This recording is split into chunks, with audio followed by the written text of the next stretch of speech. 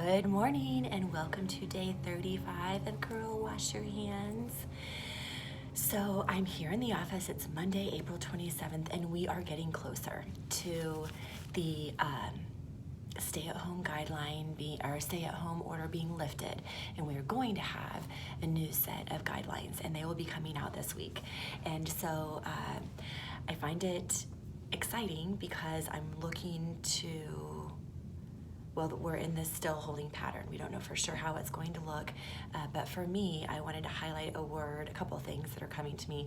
I'm laughing because on my computer screen, I have like 4 separate open tabs. They're all self-care, awareness, completely different platforms of people that I like to listen to when it comes to self-care, mental fitness, all that kind of stuff. And so the first takeaway was that we are in tender times.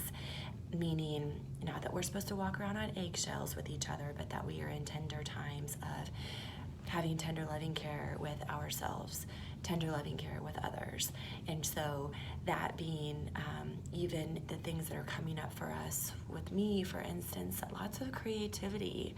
If the world's gonna look a little different and we've managed virtually to survive to a certain degree this long, then how could we creatively still continue that connection with each other on a virtual level, but that it's not, whatever's happening right now is very tender itself. And so let it grow, let it simmer, just keep having the conversations around it.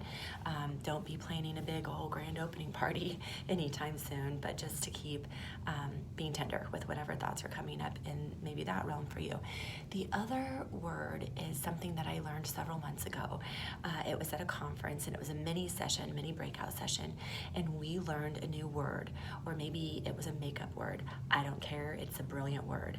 The term is DEXTIFY, and it's a collaboration of 3 separate words coming together for one word. So you take the words defend, explain, and justify. Defend, explain, and justify. You jumble them all together and you come up with one word called DEXTIFY. And the takeaway is that you do not need to DEXTIFy anything to anyone. Now, obviously, we're not going to go out and commit crimes and break laws, but when it comes to who you are and your values and what you represent and how you show up in the world, there's too much DEXTIFYing going on. It was actually in terms of how you write emails and get straight to the point, leave the emotions out, all that kind of chatter. But then there was also, for me personally, I am going to work really hard at not DEXTIFYing. I'm really, really good at it because I care how I show up in the world, and I care how I make other people feel. And I think to a certain degree, that's really a positive strength. Mine was a little bit geared the other direction. And so I am looking forward to not DEXTIFYing, when on the other side of this, I am going to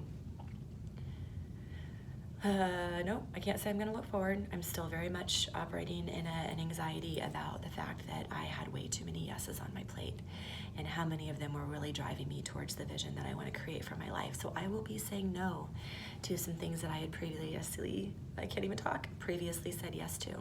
And when I have that sweaty conversation, I'm not going to DEXTIFY. I'm going to be strong, and that this serious situation has brought some things to light for me that I would have never probably noticed without it. So on the other side of this awakening is going to be me making some pretty big movements, but that I know very clearly that that's what's going to put me on the absolute best path for moving forward. Okay, much love, friends. I'll see you tomorrow.